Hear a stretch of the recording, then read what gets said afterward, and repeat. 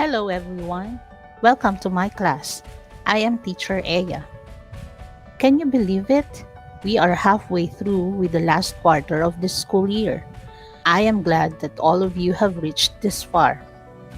Before we proceed to our lesson, please like this video and subscribe and hit the notification bell so you may be notified when I upload a new video.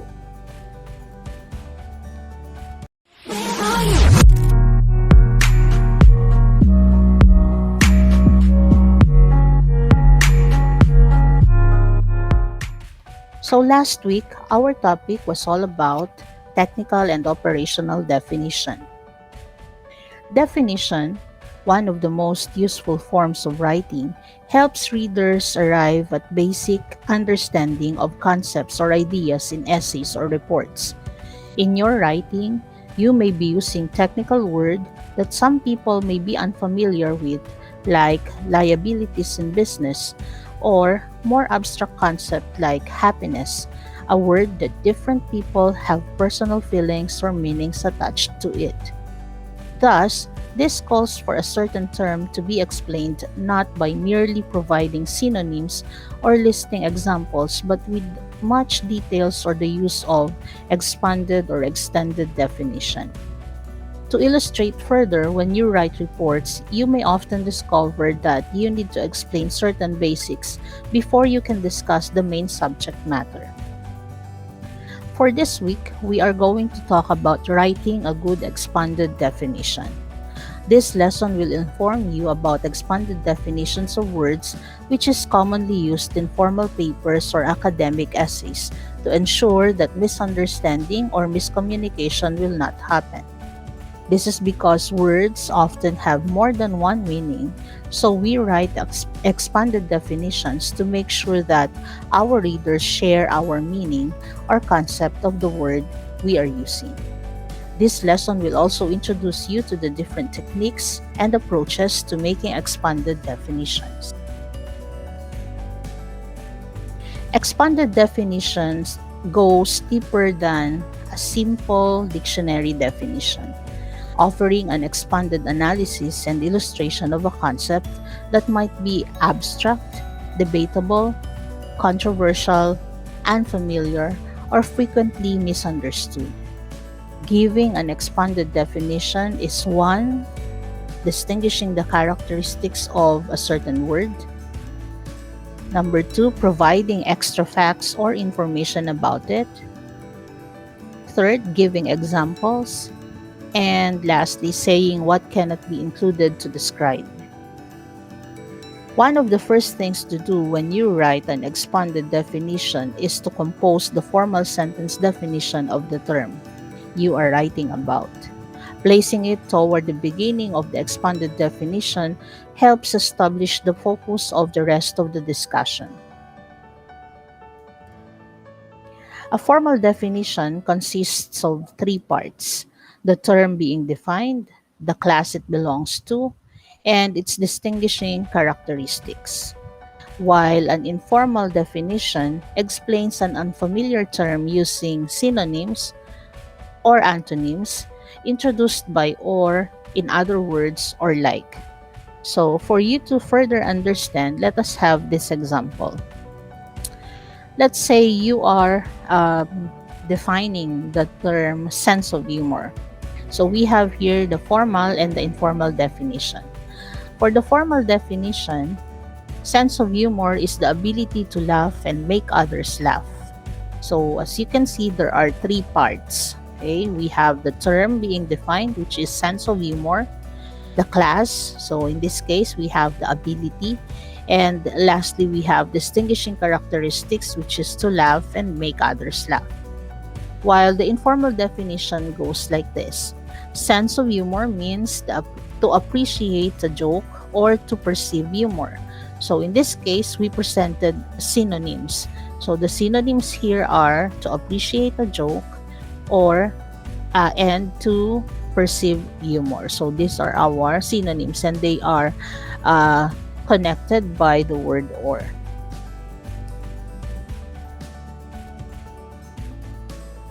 Since expanding basic formal definition or definitions means explaining the differentiating characteristics thoroughly, we have some questions here that may serve as our guide in expanding a definition. So we can answer the following questions: how does it work? What are its parts? What does it do? Can it be compared to anything familiar? How is it used? What is its origin and background? So the techniques and approaches to making expanded definitions that we are going to discuss here will be a great help in answering the aforementioned questions. Okay, so I think we have 11 techniques and approaches here. First one is etymology. So how are we going to use this? So you are just going to share the word's origin, okay, if you are using this technique. Like for example, arbitration from the Latin word arbitrary, meaning to judge. So we have the origin of the word, okay, which is a Latin word. Next, historical references or background. So how do we expand meaning using this? If relevant, discussing the history of the term, its use, controversies associated with it will do. For example, discuss how the use of arbitration as third-party mediation dates from 1630s and how the practice came about. Next technique is called cause and effect. So how do we use this? Discussing how the situation came about and what effects it may have. So if we are working on the term arbitration, we can also use what we've done in the historical reference or background here. Then we have the word, or we have the technique description. So we can do this by listing and defining the component parts, identifying smaller, more familiar pieces of an idea to the definition of the bigger concept, using a word that creates a picture in the reader's mind so that the reader might relate through memory of sound, sight, touch, hearing, or smell. Example, arbitration is conducted by a trained arbiter who sets down the rules that the parties must abide by. Next approach is called principles of operation. Now, how does this work? Discussing how topic in question functions, including any special materials or conditions required. For example, from Abron ADR Services, send the other party notice of your intent to pursue arbitration. The claimant or the person initiating the case sends the respondent a demand letter. This letter states the desire to submit the dispute to arbitration either by means of the contract's arbitration clause or by mutual consent. Then we have the classification. So how do we use classification? By showing how the topic fits into a larger category. For example, arbitration is one of the alternatives to going into a formal court to settle disputes. Okay, so this example shows that arbitration is just one of the things that can be done to settle disputes in the formal court. Next one, we have contrast or negation. Defining a term by explaining what the concept is not, showing how the topic differs from others in the same class. So we have our example, in an arbitration proceeding, no lawyers are present. Okay, so this is showing that it may be different from the other ways of settling disputes in the court by telling that in arbitration, you don't need the presence of a lawyer. Comparison. So we can do this by showing how the topic is similar to others in class. Okay, like for example, as with lawsuits or other court proceedings, the decision is in an arbitration proceeding is legally binding on the parties. Okay, this is comparing the decision in an arbitration with the decision in a lawsuit or other court proceedings. Then we have analogy.